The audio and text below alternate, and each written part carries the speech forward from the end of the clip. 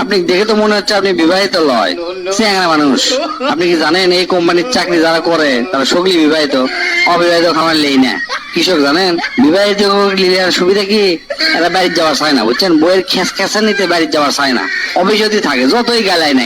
Sir আমি বিয়ে করছি, প্রয়োজনে স্যার অফিসে থাকবো, বাড়ির যাবো না, তো আমার চাকরি দরকার স্যার। আমারও একই অবস্থা স্যার, আমার না ইন্টারভিউ নেন, আমি আপনি এর চাকরি করতে চাচ্ছি। ঠিক আছে আপনি বউ লেডা রচনা করেন, যদি সুন্দর করে কভার পারেন তাহলে আপনি চাকরি কনফার্ম। স্যার কভার পাবো না মানে? আমার নিজের অভিজ্ঞতা আপনি করছি, শোনেন।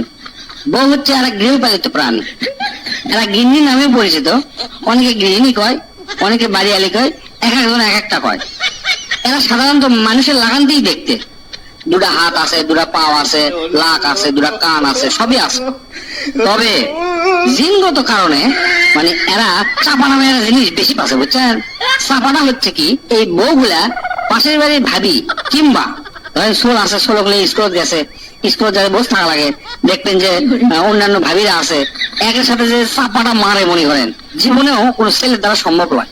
এখন যদি হিন্দি সিরিয়াল দেখবার বসবার দেন, তখন যদি কন চলো KFC থেকে তোমাকে মুরগি খিলাই, এরা উঠবেই না, দরকার নাই মুরগি, কিন্তু হিন্দি সিরিয়াল দেখাই লাগবে।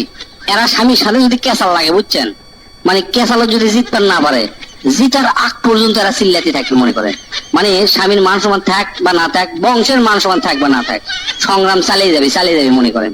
আবার কথায় কথায় করবে কি, বাপের বাড়ি যাওয়ার আপনি আলটিমেটাম দিবে, বুঝছেন?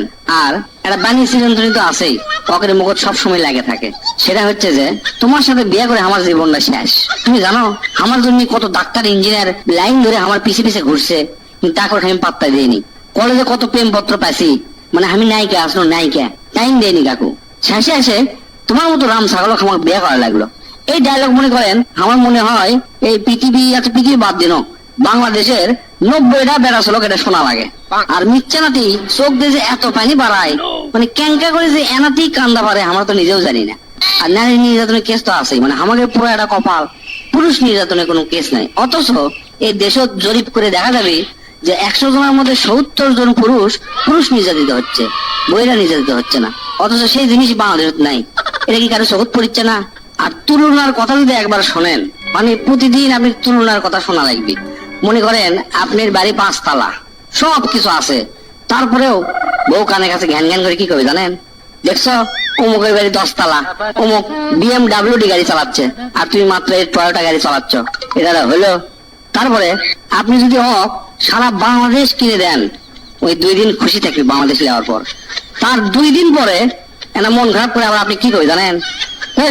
তুমি আমাকে বাংলাদেশ দিছ, বাংলাদেশ একটা মিথ্যে না দেশ, দেখো পাশের দেশ দেখো ভারত কত বড়, উনকে একটা দেশ দিলে আমার জন্য ভালো হলো নি। মানে জীবনেও আমাকে কোনোদিন মন ভান পাইবেন না। এরই নাম হচ্ছে বউ, এটাই হচ্ছে বইয়ের রচনা। ভাই আপনি এটা কি রচনা শুনালেন? আপনি রচনা শুনে তো আমার মাথায় নষ্ট হয়ে গেল। আপনি তো আমার এখনই চাকরি দিবার মন চাচ্ছে।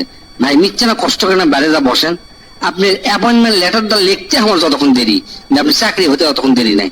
যান মিথ্যে না বসেন ভাই, আমি লিখে আপনি চাকরিটা দিচ্ছি, আপনি অ্যাপয়েন্টমেন্ট লেটার নিয়ে বাড়ি যাবেন, ঠিক আছে? বন্ধুরা, মাকে ভালোবাসলে পেজটি ফলো করুন।